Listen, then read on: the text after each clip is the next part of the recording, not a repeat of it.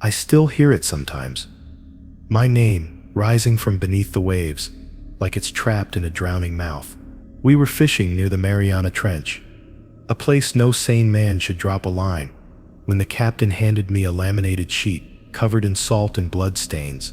It listed 11 rules, printed in fading ink, and he said if I wanted to live through the night, I'd follow every single one. I laughed back then. I thought rules were for stories, not for men who knew the sea. But that was before the catch started whispering back, before we realized one of us had already broken a rule. When the captain first read Rule 1, never pull in a line if it starts to sing, I thought he was trying to scare me like a story from an old sailor's journal. We were anchored miles above the Mariana Trench, where the water was black as tar and the horizon disappeared into nothingness. Heron, the captain, spoke the rule as if it were a sacred law, his eyes glinting in the lantern light, and I realized almost immediately that joking here could cost more than embarrassment. The crew didn't flinch. Every man's gaze was fixed on the dark waters, quiet, tense, as though acknowledging the ocean itself could hear and punish. That night, I began to understand that these rules weren't tradition or superstition, they were survival. The ship rocked slowly under the swell, each wave pressing against the hull like a living thing testing our resolve.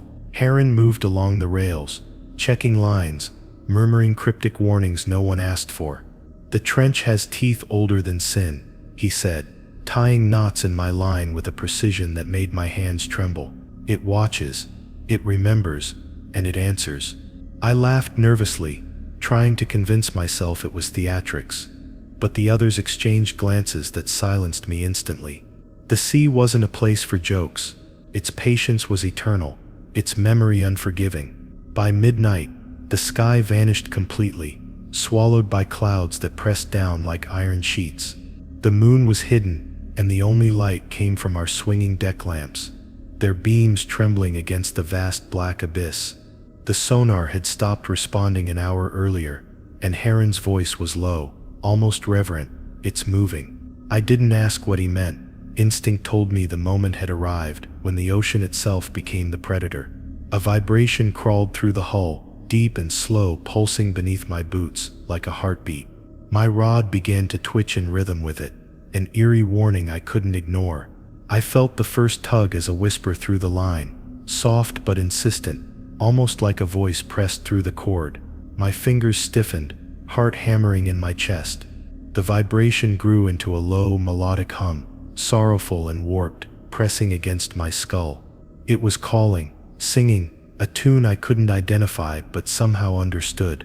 Heron's hand shot out, grabbing my shoulder. "Don't reel it in," he said, his eyes sharp under the brim of his cap. I froze, trembling, knowing I was already towing a line I wasn't supposed to cross. The melody seeped into my thoughts, shaping itself into syllables that might have been my own name. With a swift motion, Heron slashed through the line with his knife, and the vibration vanished like it had never existed. The sea seemed to recoil, silent and patient. The crew exhaled in relief, gripping rails as if the ocean itself had lifted its hand from our throats. Heron looked at me, his gaze heavy and serious. "First night, first lesson," he said quietly. "If the line sings, you answer only with silence. You obey, or you don't return." I watched the cut line drift down into the abyss, curling like smoke in water, wondering what had been waiting at the other end. Fear settled in my chest, like a stone I couldn't lift. Time slowed to a crawl after that, each moment stretched by tension and anticipation.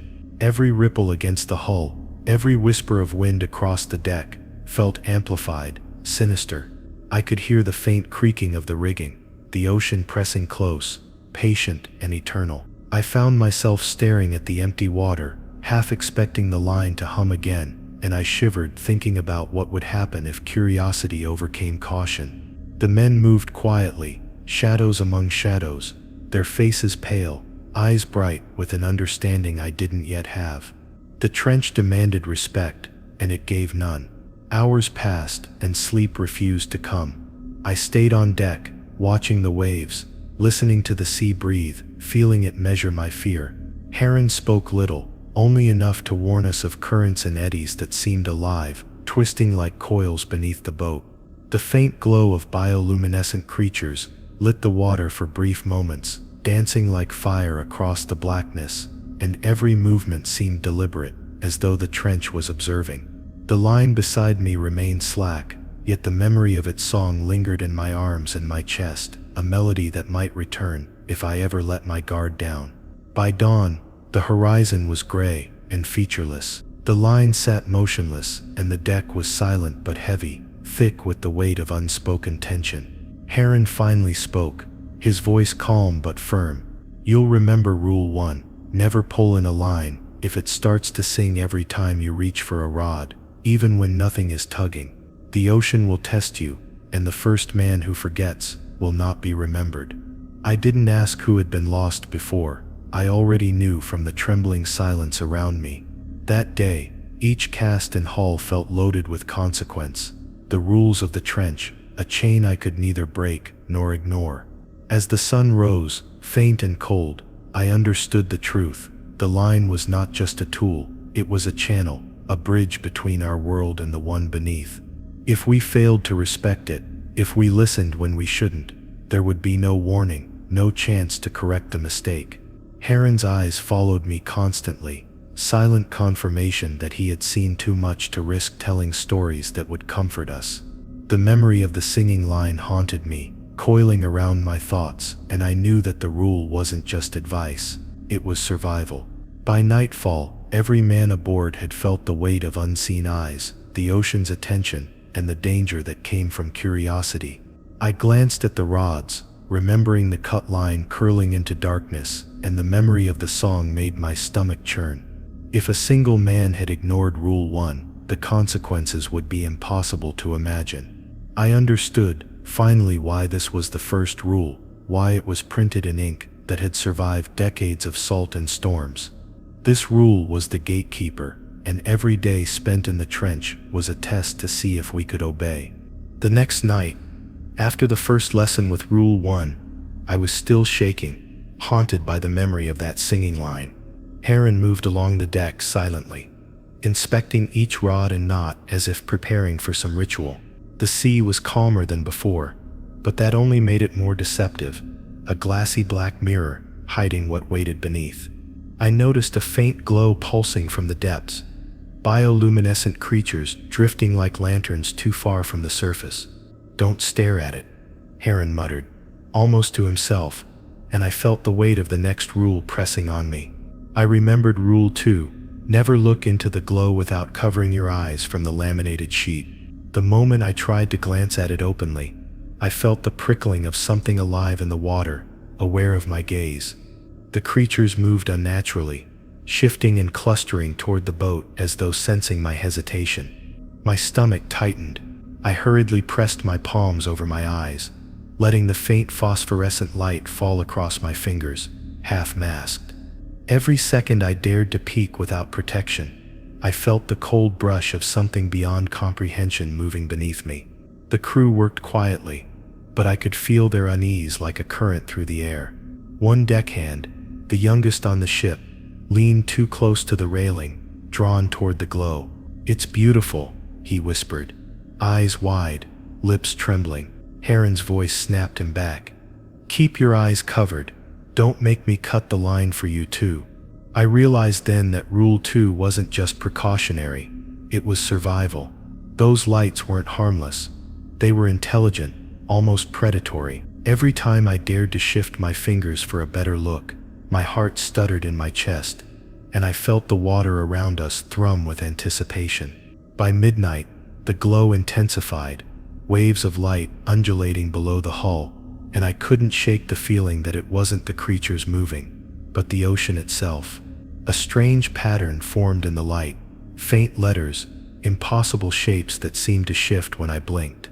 I pulled my hands tighter over my eyes, muttering the rule to myself, as though saying it aloud could reinforce the protection. Rule 2, never look into the glow without covering your eyes. The youngest deckhand froze, his shadow falling unnaturally across the deck. and I realized with horror that disobedience here could mean immediate, irreversible consequences. Heron moved beside me, silent but aware, a giant of a man whose experience was written in every scar and crease on his hands. He adjusted his own hands over his eyes and began speaking softly, describing the shapes in the glow without looking himself. His voice was calm, steady, but each word made the hair on my arms rise. They follow what you see. They watch when you think you're hidden. That's why the glow is dangerous, he said, and I believed him. We were no longer merely fishermen. We were intruders in an ancient patient ecosystem that measured attention like a weapon. Minutes dragged into hours. I could feel the glow pressing against the deck like a tide, illuminating every small wave, every ripple that reflected off the hull. The youngest deckhand shivered, trying to steal glimpses despite the warnings. Heron's hand lashed out, gripping his shoulder, and the man froze. I realized that Rule 2 was far more binding than the first. The first could be broken once with a sharp lesson. This one, disobeyed, could mark you permanently.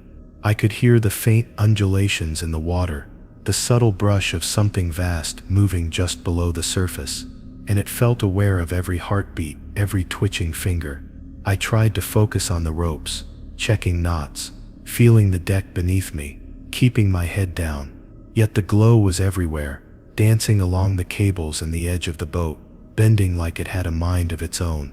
Heron's eyes, though shielded, followed me constantly, warning me without speaking. The rhythm of the sea, the pulsing of the glow, made me feel like the boat itself was alive, swaying to an ancient song only the creatures in the ocean understood. Every inch of my skin felt hypersensitive to the vibrations beneath, and I realized this rule was as much about controlling my fear as it was about avoiding the glow itself. Hours passed in agonizing stillness. I dared not look, yet the light made its presence known in ways that left me nauseous, dizzy, and trembling. I could feel the intelligence beneath the glow, a sentience probing us, testing us. Heron whispered reminders, each one slicing through the tension. Hands over eyes, hands over eyes. No exceptions. I obeyed, though my mind screamed with curiosity. I thought of the cut line from the night before, and a shiver ran down my spine. Breaking the rules here was not just dangerous, it was a death sentence. As dawn approached, the glow faded slowly into the depths, leaving the water calm but oppressive. We were exhausted, bodies trembling from the adrenaline and the constant strain of shielding our eyes. Heron finally spoke, his voice low but clear. If you think you can look and survive, you'll find out the truth soon enough. The ocean remembers. The creatures remember. I exhaled, realizing that Rule 2 was more than a precaution. It was a covenant with the trench, a reminder that our curiosity could never outweigh the rules. And I knew, even as we prepared for another day, that the sea was watching still, waiting for the next mistake. After surviving the glow without a scratch, the crew grew quieter, almost reverent. That night, the sea was deceptively calm, but I could feel its eyes on us, patient and hungry. Heron moved along the deck, inspecting lines and nets, his shadow stretching long over the planks. I remembered Rule 3, never touch what drifts into the boat at night, and my stomach tightened. We had all heard the stories. Fishermen lost to curiosity, dragged into the black water by things that shouldn't exist. But now, staring at the gentle swell, I understood that the stories weren't warnings. They were records of what had already happened. It started with a small shadow floating at the edge of our light, barely distinguishable from debris. At first I thought it was a piece of driftwood, but the movement was too deliberate, too controlled, almost deliberate in the way it spun with the currents. The youngest deckhand, still trembling from the previous night, bent forward instinctively, as if drawn to it. Heron's voice cut sharply across the deck. "Hands off, do not touch it," he warned, and the man froze, his fingers hovering over the strange object. I felt a cold sweat bead along my spine. The ocean was testing us, and I was terrified of failing. As the minutes crawled by, the shadow drifted closer, curling and twisting in the faint glow of the deck lamps. It seemed alive, a dark shape moving with purpose. My curiosity flared, the same curiosity that had almost killed men before me, and I forced myself to step back, hands clenching the railing. Heron's eyes scanned the object with an intensity that suggested he had seen it many times before. He whispered that the sea feeds on attention, and any careless touch could mark a man for the depths. I nodded, though my fingers itched with the urge to reach out and see what it was. The shadow began to change subtly, growing brighter in patches that glowed faintly with phosphorescence. It undulated, writhing as though it had consciousness. I glanced at the young deckhand again, and his hand trembled so violently that I feared he might forget the rule. Heron caught his wrist mid-air and pushed him back. "This is Rule 3 in action," he said quietly, almost reverently. "The ocean does not forget, it does not forgive. And what drifts onto this boat at night is not yours to touch." I swallowed hard, realizing the weight of obedience, that one impulsive reach could be fatal. The shadow edged closer, floating just beneath the railing, and I felt a strange sensation in my chest, a mix of dread and fascination. I wanted to know what it was, what it carried, what its purpose was. Heron's voice broke through my thoughts, reminding me again of the rule. Even watching it without permission felt like an offense. I tightened my grip on the deck, reminding myself that Rule 3, never touch what drifts into the boat at night, wasn't just a guideline, it was survival itself. One wrong move here, and the trench would claim another soul. Time became a distorted concept as we waited, the object floating almost playfully near the edge of the light. The crew whispered quietly among themselves, sharing stories of what had happened to others who had ignored this very rule. Men had vanished, nets had gone missing, and boats had returned with no explanation except for the missing hands of those foolish enough to reach. Heron stayed calm, but I could sense the tension coiled in his every movement. The weight of the rule pressed on us like the pressure from the depths below. Eventually, the object drifted past the edge of the deck light and into the dark water again, swallowed instantly by the abyss. A collective exhale rippled through the crew, though no one smiled. Heron's face remained serious, his gaze sweeping the water as though ensuring that nothing else would follow. I realized then that Rule 3 was about more than avoiding danger. It was a test of restraint, patience, and understanding of the ocean's intelligence. The trench itself was alive in a way I had never imagined, and we were merely temporary visitors. I spent the rest of the night thinking about the shadows, the light, and the weight of the rule. Sleep was impossible, and I caught myself glancing at the water more than once, the primal urge to reach out bubbling under the surface. Each time Heron's presence reminded me to stop, to obey, to remember the rule. The line between survival and death was thin, a hair stretched taut across the abyss.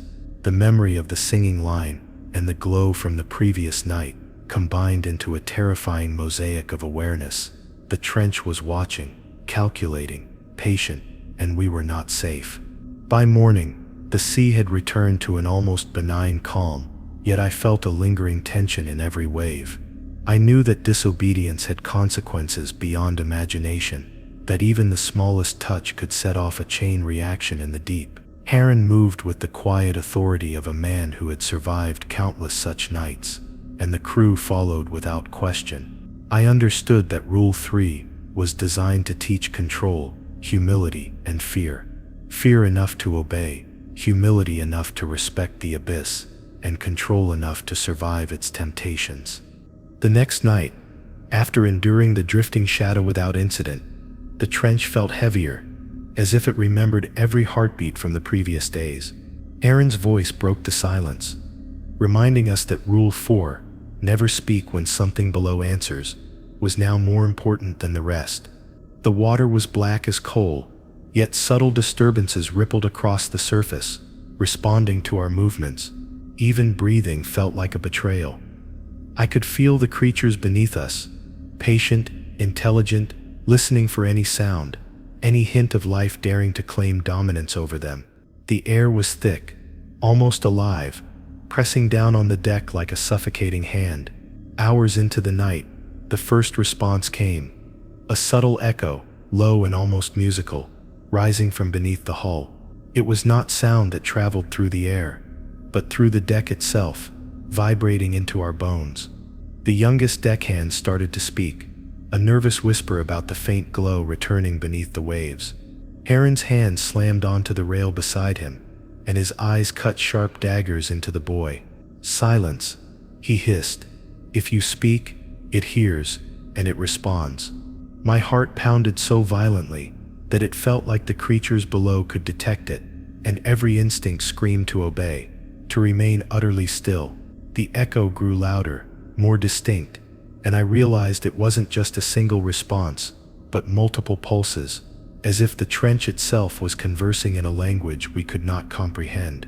Heron crouched near the edge of the boat, listening intently, motioning for us to stay frozen. I remembered the rule written on the salt-stained sheet, the laminated letters fading from countless storms. Rule 4, never speak when something below answers. That single thought anchored me, but the pull of curiosity was torturous. Every man on deck felt it, the simultaneous urge to ask, to shout, to challenge the abyss, and the knowledge that doing so would bring death. Minutes passed like hours. The vibrations deepened, subtle, rhythmic, almost like a heartbeat, growing louder in response to the smallest creak of the deck or shuffle of boots. I tried to control my breathing, each exhale measured, shallow, barely audible. Heron leaned close and whispered a warning. "Even a thought can give it form. Speak, and you may never be quiet again." The young deckhand's lips quivered, and I caught myself trembling as well. The trench wasn't just a body of water. It was aware, calculating, patient, and infinitely more dangerous than any human foe we had ever imagined.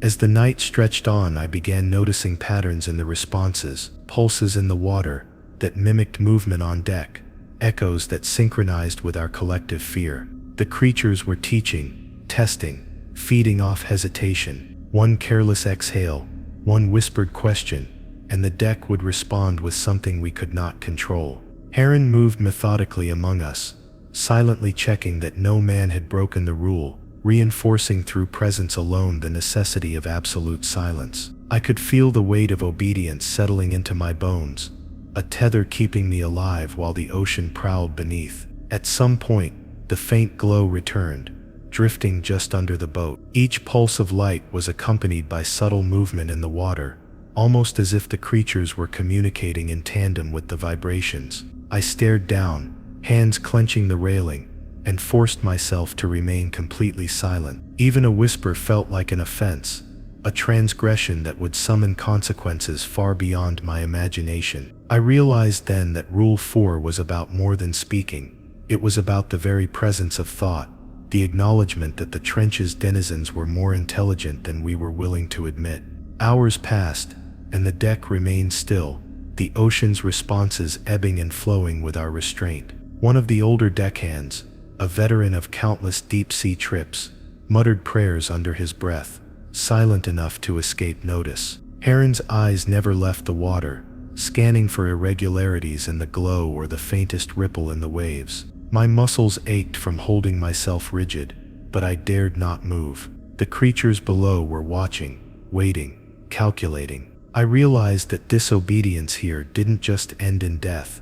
It altered the ocean's perception of us, marking us as intruders and tempting it to correct our audacity. By dawn, the ocean returned to a calm, deceptively placid state, yet a weight lingered on every wave. The pulses had stopped, but I knew they had learned, remembered, cataloged each twitch, each half-spoken thought. Heron exhaled slowly, finally releasing the tension in his shoulders. "You've survived Rule 4, he murmured, his voice low, almost reverent. "But do not forget, the ocean hears everything, responds to everything. Obedience is the only shield between life and whatever lies below." That morning, as we prepared for another day, I understood more fully than ever that the trench was alive in a way that made fear a constant companion, a necessary instrument for survival. After surviving the silence of the previous night, a new dread settled in, The sea had grown colder, darker, almost like it had learned from our fear. Aaron moved along the deck with deliberate precision, his eyes scanning the horizon for the faintest disturbance. I remembered Rule 5, never let the water touch your face after midnight, written in ink that had survived storms far older than any of us. I shivered instinctively as the wind carried the tang of brine and something else, something ancient that made my skin crawl. This rule wasn't just precaution. It was a commandment of survival carved into the bones of every fisherman who had dared to fish near the trench.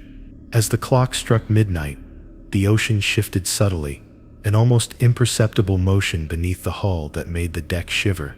I felt the spray of the waves against my hands, but I kept my face averted, imagining what might be beneath the surface. Aaron leaned close and whispered, "If the water touches your face now, it remembers you.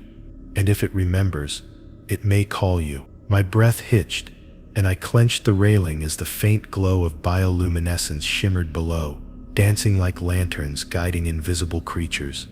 I understood then that Rule 5 was more than superstition. It was a tether between life and whatever lurked in the trench. The youngest deckhand shivered as a rogue wave struck the side of the boat, and a mist of salt water sprayed across his face. Aaron reacted instantly, grabbing him and pulling him back, muttering curses under his breath. "The rule isn't just a suggestion," Aaron said. "It's the difference between being remembered and being claimed." I could feel the chill of the water threatening to kiss my own skin, and had to resist a primal urge to flinch. Every hair on my arm stood on end, every instinct screaming that the trench below was more aware than we could ever comprehend. Hours passed in tense stillness, the boat drifting as if it were a speck in a living abyss. I watched the faint glow below pulse and writhe like a heartbeat, synchronizing unnervingly with the waves hitting the hull. Aaron moved silently among us, checking lines and knots, his presence a constant reassurance that disobedience would not be tolerated. I found myself imagining what would happen if the water touched my face, shapes forming in the glow, whispers pressed through the currents, a pull so strong I might never break free. The rule wasn't just about touch, it was about acknowledging the power that lived below, an intelligence we could neither fight nor flee. The night stretched on and the ocean responded subtly to the smallest actions. Each step on the deck seemed amplified, each movement a ripple that might alert the creatures below. I dared not breathe too deeply, the risk of inhaling mist or spray making my chest tighten. The youngest deckhand kept his face hidden behind his arms, pale and shaking, a constant reminder of what disobedience could bring. Aaron's gaze swept over the water continuously, silent but commanding, reinforcing the weight of the rule without a single raised voice. The trench wasn't just a place, it was a test, and every action or inaction measured us with terrifying precision. At some point, the faint glow intensified, drifting closer to the hull, its motion deliberate and teasing. I pressed my face further into my collar, feeling the chill prick my skin, every nerve screaming to turn and see. Aaron's whisper came again, soft but urgent. "Remember Rule 5, never let the water touch your face. The moment you do, it owns a part of you." I understood that obedience was a form of armor, a fragile barrier against the abyss. Every instinct urged me to rebel, to peek, to feel the water on my skin, but I didn't, not yet. Survival depended on restraint, and the trench rewarded only those who respected it. The hours crawled forward, a slow crawl of tension and pressure. Waves slapped lightly against the side, mist rose intermittently, and the glow shifted beneath the hull like living eyes. My hands ached from gripping the railing, but I dared not move to wipe sweat from my forehead. The creatures below were patient hunters, and even minor contact could be remembered, recorded in some ancient consciousness. I realized that Rule 5 wasn't just a limitation, it was a covenant, a promise to respect what we could not control. Disobedience was unthinkable, the consequences were beyond imagination. By dawn, the ocean had settled into a deceptive calm, the glow fading gradually into black water. Every man aboard felt the lingering tension, the unspoken relief that we had survived another night unscathed.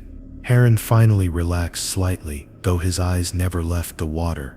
"You lived through Rule 5, he said quietly, his voice carrying the weight of countless lost men. "Remember, the trench remembers everything. Every drop, every touch, every glance. Obey, or you won't be remembered at all." I exhaled, the tension slowly leaving my chest, but I knew that the next night would bring new tests, each rule a sharper edge against our survival. By the 6th night, the weight of the trench pressed down like iron, and every man aboard the boat moved with a careful deliberation born of fear. Heron reminded us that Rule 6, never let a creature see your shadow, was now just as vital as the ones before. The water below had darkened to near pitch black, and faint phosphorescent shapes drifted just beneath the hull. Even the slightest movement on deck could cast a shadow sharp enough to be noticed, and I realized with growing dread that those shapes were intelligent, observing, calculating. Every flicker of light became a threat, every silhouette a potential target for the creatures that watched us from the abyss. The youngest deckhand flinched as his own shadow stretched unnaturally across the deck, distorted by the swaying lanterns. Heron grabbed his shoulder and pressed him down, whispering urgently, "Keep yourself flat. Any shadow is an invitation." I swallowed hard, feeling my chest tighten as I crouched lower, muscles trembling. The creatures below moved subtly in response to the faint glow from bioluminescence, their bodies almost imperceptible but undeniably alive. My mind raced, imagining the horrors waiting just beyond the edge of the light, watching, waiting for us to falter. Hours passed in near total silence, punctuated only by the sound of our breaths and the lapping of water against the hull. Shadows stretched and shifted with the boat's movement, and I became obsessed with controlling even the smallest motions, aware that disobedience could mean death.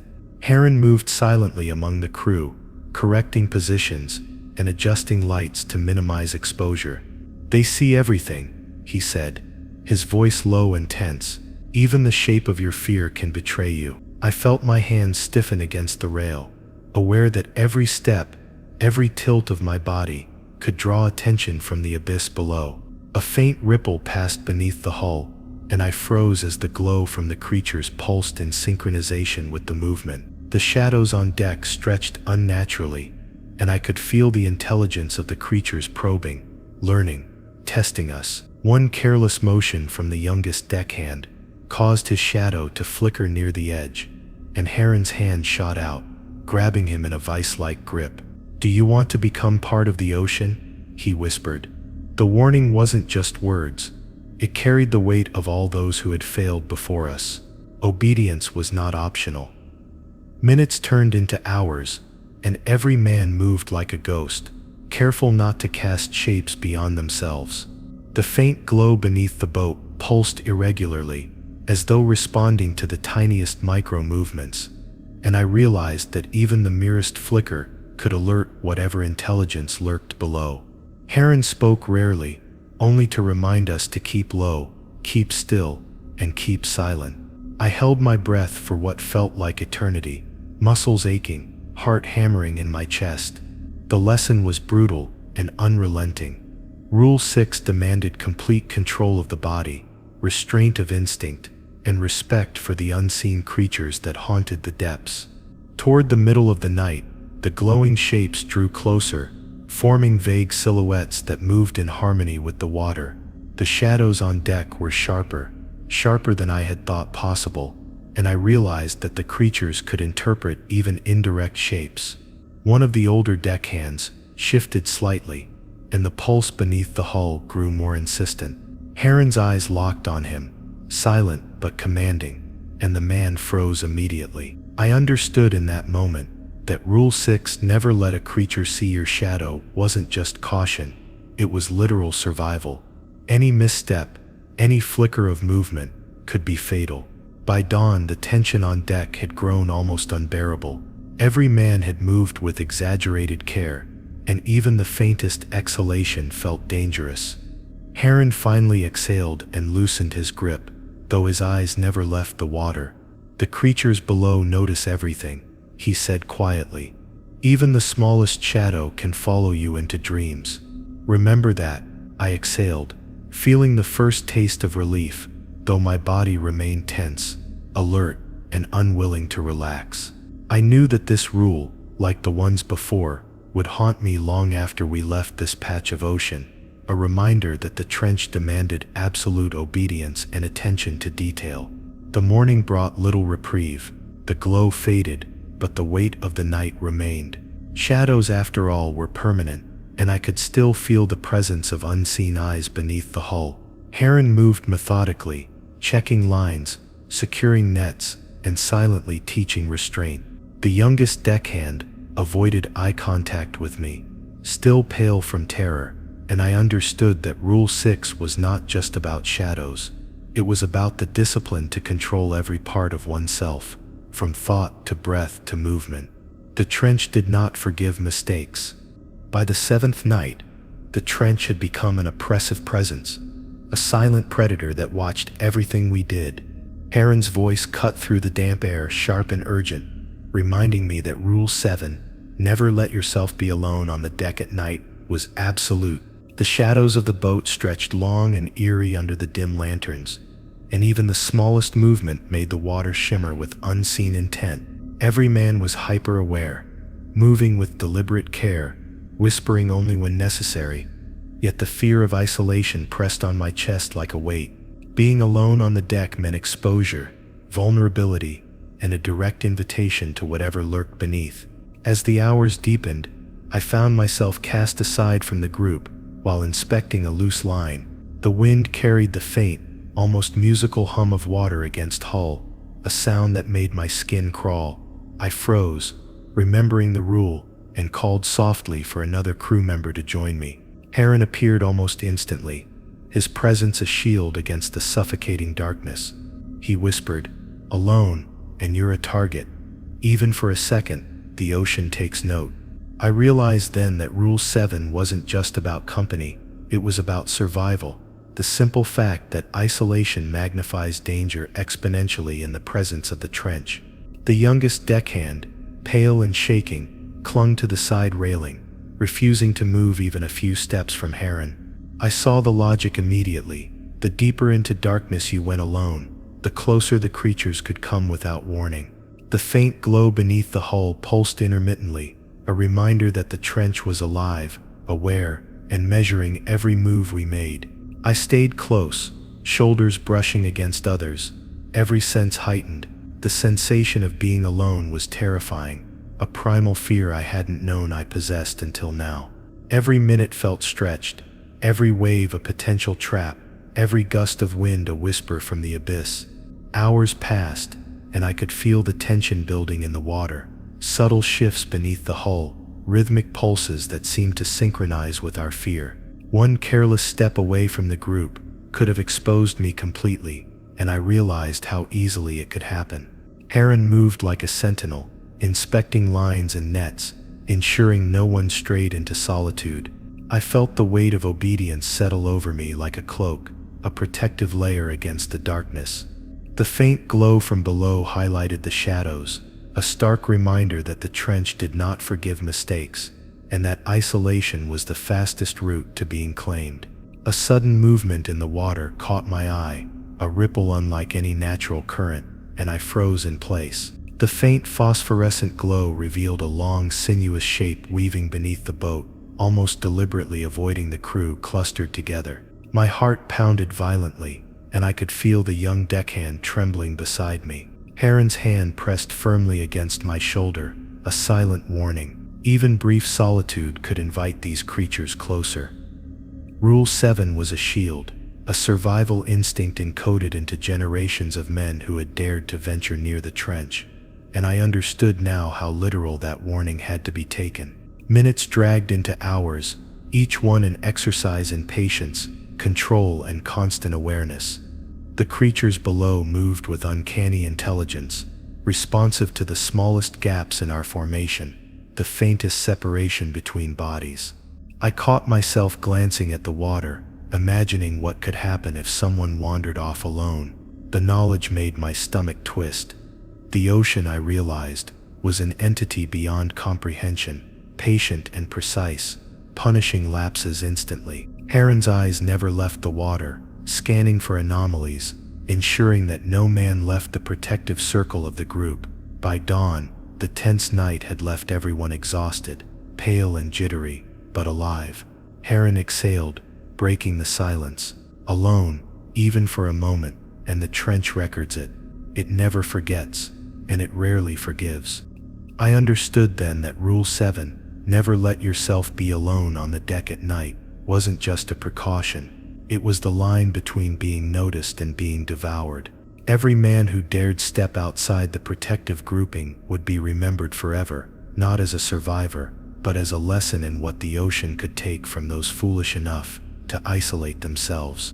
The first light of morning revealed calm waters, but the oppressive feeling remained. Shadows still stretched long, and faint phosphorescence lingered beneath the hull, a reminder that the ocean never truly sleeps. Heron moved with his usual precision, checking lines and equipment, eyes flicking constantly toward the water. I stayed close to him and the others, knowing that the next night would demand the same vigilance.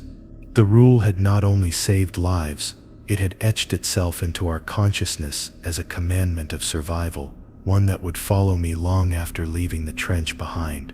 By the 8th night, the ocean's presence felt almost tangible, pressing against the hull as if it could squeeze the life from our bones.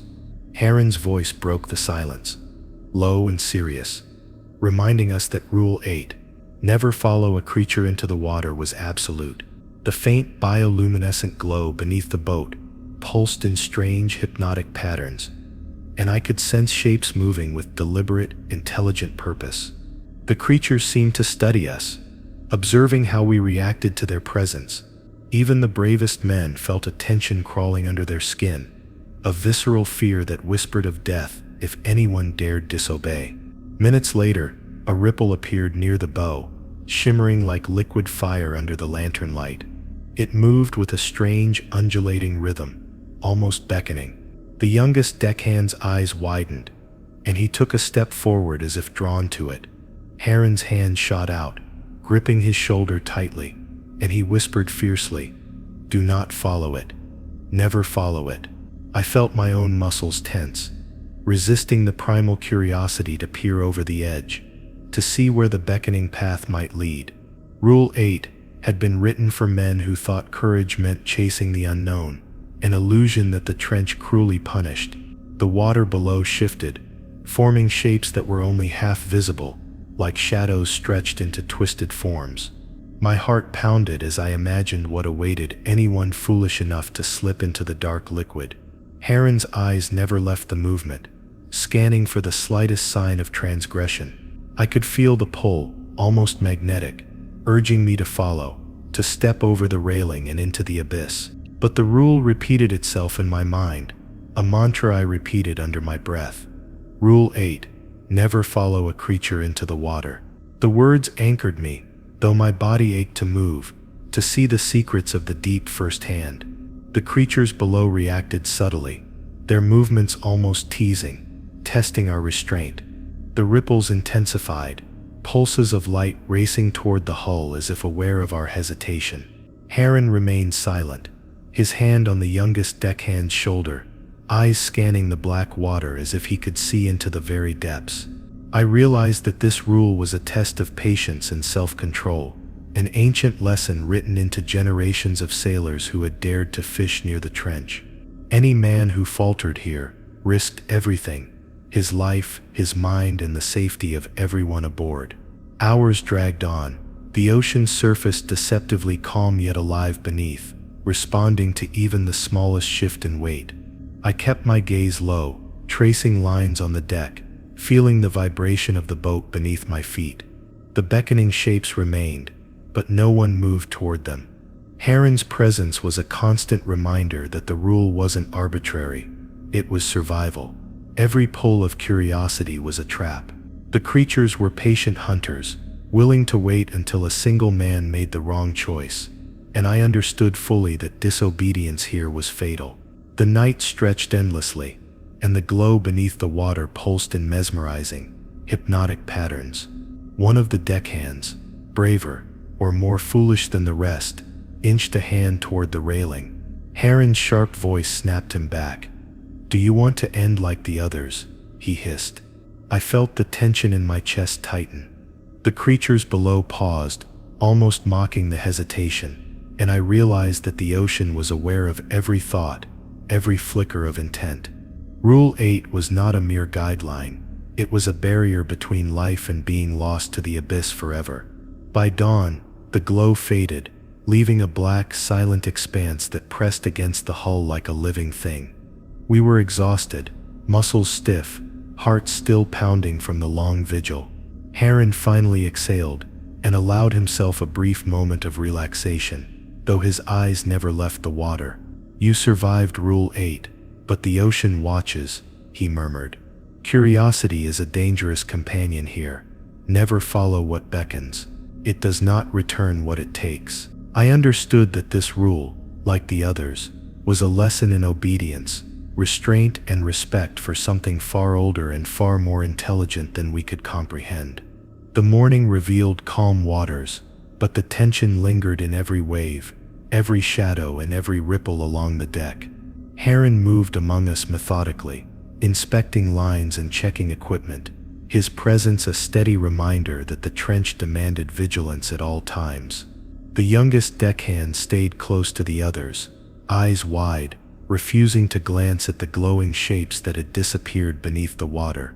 I felt the truth of Rule 8 seared into my consciousness. The ocean was patient, clever, and it punished curiosity with precision, teaching lessons to those who dared to challenge it. By the 9th night, fear had settled into my bones. Each moment on deck, a test of patience and control. Aaron reminded us sharply that Rule 9, never let the creatures hear your heartbeat, was non-negotiable. The water beneath us pulsed with faint bioluminescent glows, irregular ripples spreading with unnerving intelligence. Each vibration of the deck, each movement of the crew, risked being detected. I could feel my own heartbeat hammering in my chest, like a warning drum, threatening to betray my presence to whatever lurked beneath the black waters of the trench. Every breath, every shift of weight, had to be controlled with absolute precision. The youngest deckhand, still trembling from the lessons of the previous nights, struggled to keep calm. Heron leaned close, whispering, "Slow. Control.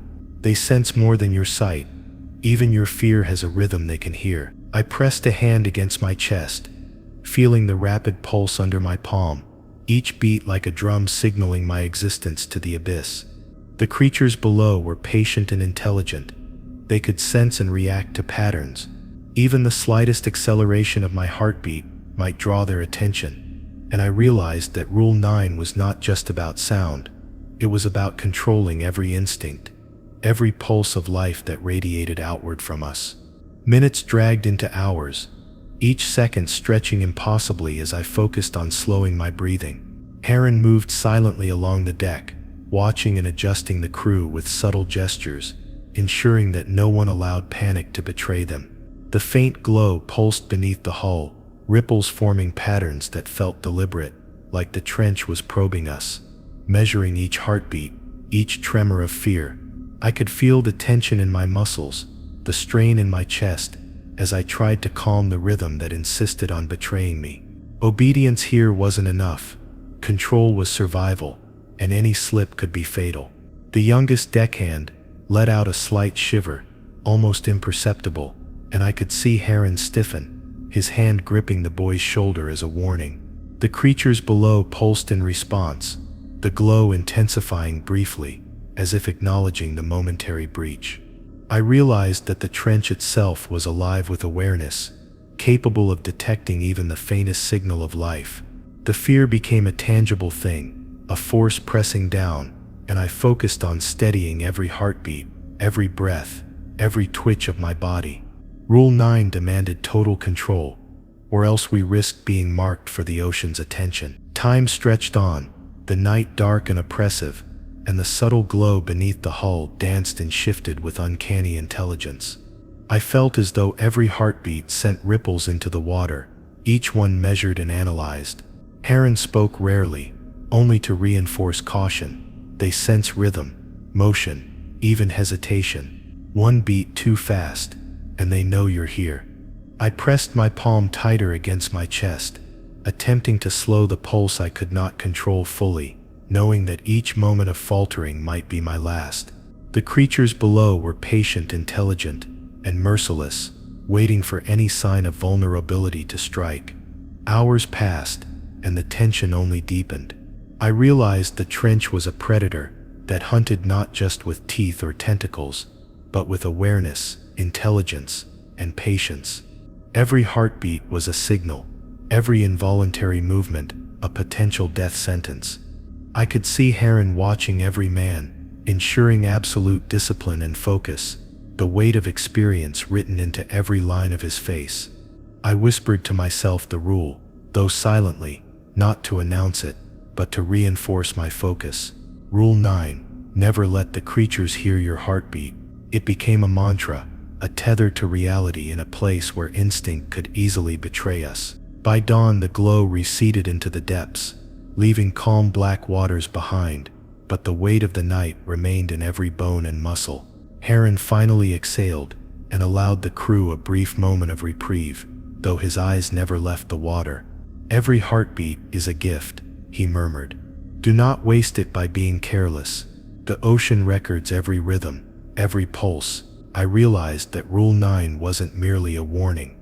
It was a revelation of the intelligence beneath, an instruction on humility, control, and the recognition that we were guests in a world that measured life differently than we did. The morning brought no relief, only a haunting awareness that the trench had remembered every heartbeat, every tremor, and every moment of fear. Heron moved among us methodically, checking lines and equipment, while the young deckhand clung to the rail, eyes wide. I felt the power of Rule 9 etched deep into my consciousness.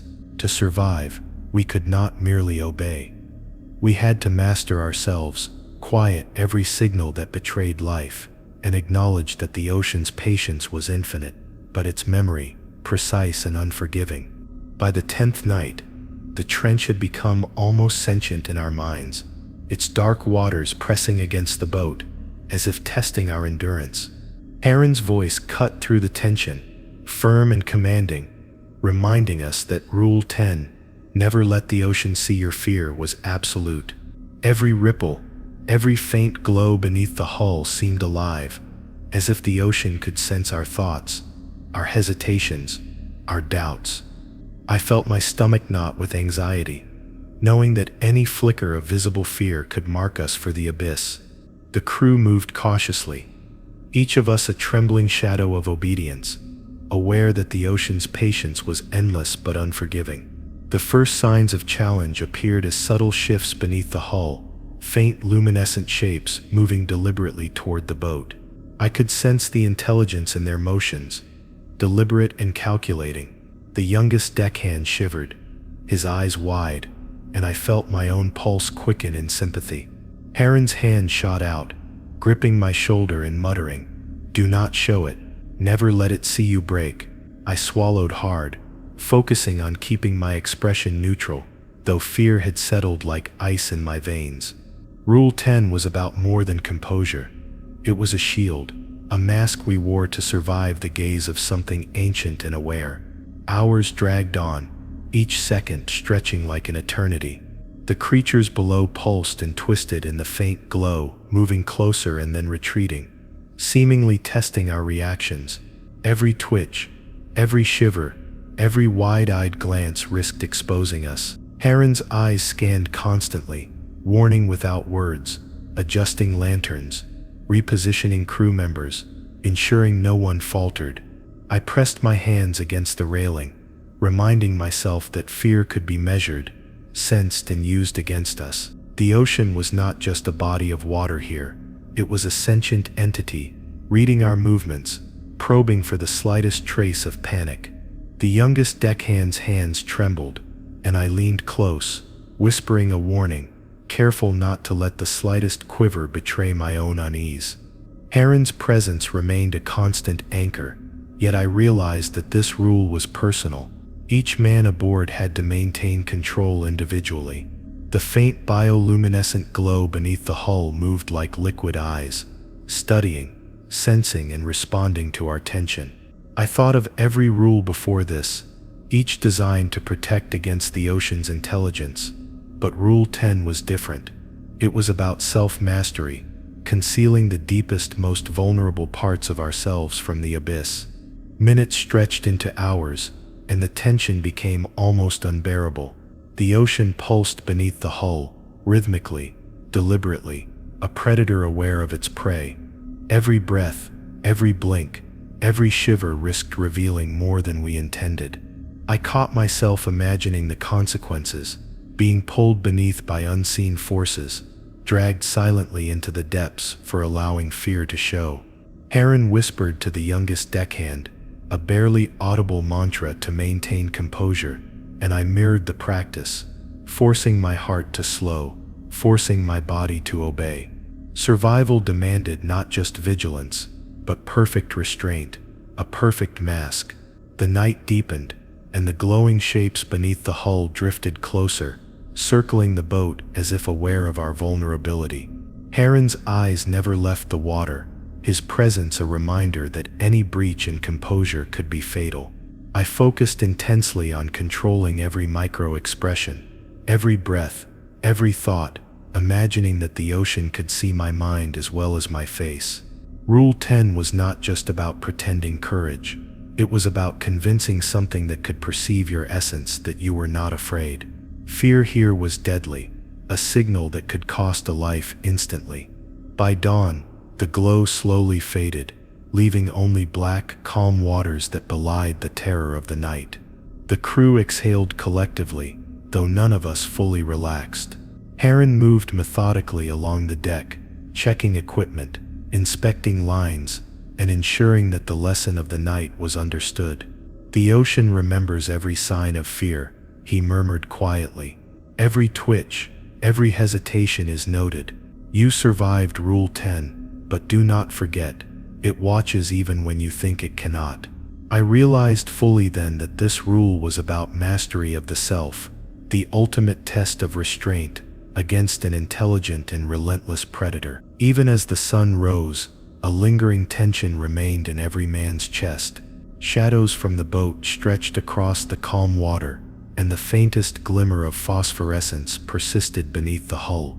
Heron moved among us silently, his eyes sharp and constant, a reminder that obedience was survival and fear was lethal. I understood that Rule 10 would remain with me forever, a rule etched not only into memory, but into every heartbeat, every breath, every decision made near the trench. The ocean had not just tested us, it had measured us, and we had barely survived.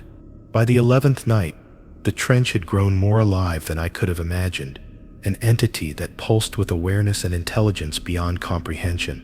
Heron's voice broke the oppressive silence, firm and unwavering, reminding me that Rule 11, "Never return what speaks to you," was the most sacred and terrifying of all. The faint phosphorescent glow beneath the hull had taken on a rhythm, pulsing like a heartbeat in direct response to our movements.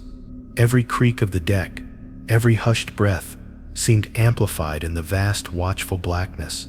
The creatures below were no longer just observing. They were interacting, testing the boundaries of our obedience and understanding. It started subtly, a soft hum emanating from the depths, like a voice formed from water and light. One of the deckhands, reckless and curious, leaned over the railing and whispered back, mimicking the pitch and cadence of the sound. Heron lunged, gripping the man's shoulders and pressing him back against the deck. "Do not return it. Never return it," he hissed. My own heart raced as I realized that the trench was no ordinary body of water. It had memory, intelligence, and an expectation that what it communicated with would not be answered. The risk of acknowledging its voice was not just immediate death, but a bond with something unknowable and eternal. The hum intensified, the water beneath the boat shimmering as if alive, almost breathing, responding to every twitch of our bodies. I could see shapes forming faintly in the glow, twisting and writhing, as though the ocean itself was testing our understanding. The reckless deckhand trembled violently, eyes wide with terror, yet he could not resist mimicking the sound again. Heron's voice cut like a knife through the tension. "Do you want it to remember you? To claim you?" The man froze, finally realizing his mistake, but the moment had been enough. I understood fully then that Rule 11 was the culmination of every previous lesson. Obedience, silence, restraint, and self-control could keep us alive, but curiosity, even for a second, invited the abyss to touch our souls. The hum became a chorus, undulating beneath the hull, and the creatures revealed themselves more clearly than ever, silhouettes stretching into impossible shapes. I felt an instinctive pull to answer, to return the sound, but remembered Heron's warning. Even a whisper could seal one's fate. My muscles tightened, every nerve screaming against the temptation. The younger deckhand pressed his face into the railing, quivering, as if sheer terror could shield him. Heron's eyes scanned the water, sharp and unforgiving, ensuring that no man broke this ultimate rule. The ocean beneath us was not just a setting, it was an intelligent predator, waiting for any lapse to exploit. Hours passed in agonizing suspense, the hum undulating with precision, echoing through the hull and into our bones. I could feel the weight of centuries in the water, a consciousness far older and wiser than any human mind. Heron moved silently among us, checking positions, ensuring no one answered, no one made a sound. The abyss seemed to lean closer, probing the deck, testing boundaries, sensing the minutest tremor in our composure. Rule 11 demanded more than obedience. It demanded absolute mastery over curiosity, instinct, and fear, a commandment older than any of the other rules combined. As the night deepened, the glow beneath the boat intensified, forming intricate patterns, like words in a language we could not comprehend. One shape moved closer to the hull, pulsing rhythmically, almost as if it were alive and aware of us personally. Heron's hand gripped my shoulder, his eyes conveying a silent warning, "Do not respond." I forced myself to look away, focusing on the deck beneath my feet, controlling every heartbeat, every breath, and every impulse to engage. The trench had become a living presence, pressing against our senses, testing our will, and I realized with chilling clarity that Rule 11, never return. What speaks to you was the ultimate measure of survival, more exacting than anything we had faced. Near midnight, a wave of bioluminescence rolled under the boat, the forms pulsing and weaving together like a living tapestry. One of the older deckhands, drawn by curiosity, reached out to touch the water. Heron's voice boomed like a cannon. "Do not, never return it." The man froze, but the contact had already been made, the water reacting instantly. The shapes beneath the hull twisted violently, and the hum became an oppressive roar that filled my chest with terror. I could feel the intelligence in the trench, focusing entirely on that single act of disobedience, the consequences far beyond comprehension. The deck seemed to shiver under the unseen force, and I realized the ocean could claim parts of us without ever breaking the surface. By dawn, the water returned to its deceptive calm, but the echoes of the night remained, haunting every man aboard. Heron moved silently among us, checking lines, securing nets, and ensuring the lesson of Rule 11 was fully understood. He spoke softly, almost reverently. "The ocean remembers everything, but what it speaks, it will not forgive. You survive by letting its voice remain unanswered." I could feel the weight of his words pressing into my mind, a reminder that curiosity, however human, is dangerous here. Survival was not just about avoiding death, it was about respecting something far older and far smarter than us. Even as the sun rose, I could sense the creatures below watching, remembering, judging. Every ripple, every shadow, every flicker of light carried weight. Heron's eyes remained vigilant, scanning the horizon, while the younger deckhand shivered silently, knowing he had skirted disaster. I understood, fully and utterly, that Rule 11 was the ultimate boundary. To answer the abyss was to invite it into your mind, your body, your very soul. The trench was patient, infinite, and intelligent, and it did not forgive curiosity. I swallowed hard, feeling the finality of the lesson. One wrong move, one whispered response, and the abyss would claim me, and no one would ever hear me again. The water lay calm now, almost peaceful, but I knew better. The ocean had its memory, its voice, and its patience. As we prepared to leave the Mariana Trench behind, I could not shake the lingering feeling that it had marked us, that it had already whispered into our minds, something that would follow us long after we were gone. Heron's eyes met mine, and in them, I saw the understanding that the trench was not merely water, it was a presence that judged, remembered, and waited. I exhaled slowly, knowing that the final rule had been taught, but the consequences were far from over. If you enjoyed this story, like, share, and subscribe for more.